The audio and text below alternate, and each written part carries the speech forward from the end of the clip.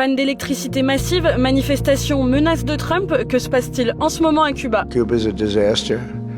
But I've been hearing so much about Cuba, but Cuba's in its last moments of life. Ce lundi 16 mars 2026, le réseau national de Cuba a été touché par une panne d'électricité générale, privant de courant la quasi-totalité des 10 millions d'habitants. Depuis ce matin, le courant est rétabli petit à petit, mais ces coupures ne sont pas nouvelles. Depuis plus de 2 ans, elles se multiplient, parfois pendant plusieurs jours. En cause d'une crise énergétique majeure, en gros, pendant des années, Cuba dépendait du Venezuela, qui lui envoyait du pétrole à prix réduit. En échange, Cuba envoyait des médecins et du personnel médical dans le pays. Mais le 3 janvier dernier, le président vénézuélien Nicolás Maduro est capturé par les États-Unis et les livraisons de pétrole s'arrêtent quasiment. Washington menace d'ailleurs dans le même temps de sanctionner les pays qui continuent à fournir du pétrole à Cuba. Résultat, plus assez de carburant pour faire tourner les centrales électriques. Certaines régions subissent jusqu'à 20 heures de coupure par jour et l'économie est fortement ralentie. Mais alors, pourquoi les États-Unis mettent une telle pression sur Cuba? Depuis la révolution cubaine de 1959, l'île est dirigée par un régime communiste. À seulement 150 km des côtes américaines, le pays est perçu comme une menace stratégique et politique par les États-Unis qui, depuis 1962, imposent un embargo économique toujours en place aujourd'hui pour tenter d'affaiblir le régime. Sur place, les répercussions de la crise énergétique sur la vie quotidienne des habitants créent des tensions. Le 14 mars, des manifestations éclatent dans la ville de Morón, où un siège du Parti communiste est pris pour cible. Quelques jours plus tôt, le 7 mars, lors d'un sommet où il annonce une coalition militaire avec des alliés d'Amérique latine pour éradiquer les cartels,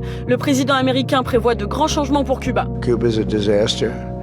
But I've been hearing so much about Cuba, but Cuba's in its last moments of life. Face à cette crise, le gouvernement cubain commence à changer de stratégie. Le 13 mars, le président cubain reconnaît pour la première fois l'existence de discussions avec les États-Unis, jusqu'à la garder secrète, car reconnaître ces échanges revient à assumer publiquement que le pays est en difficulté. Estas conversaciones han estado orientadas a buscar soluciones por la vía del diálogo a las diferencias bilaterales que tenemos entre las dos naciones. Dans ce contexte, plusieurs gestes d'ouverture sont annoncés. Par exemple, le 12 mars, 51 prisonniers sont libérés à Cuba, un geste déjà utilisé en 2014 lors du rapprochement entre l'île et les États-Unis sous Barack Obama. Enfin, ce 16 mars, Cuba annonce une mesure inédite. Les Cubains vivant à l'étranger pourront désormais investir et créer des entreprises sur l'île. Jusqu'ici, c'était quasiment impossible. L'économie cubaine était très contrôlée par l'État et les exilés, notamment ceux aux États-Unis, n'avaient pas le droit d'investir librement dans le pays. Hier, Donald Trump a déclaré ça. I do believe I'll be the honor of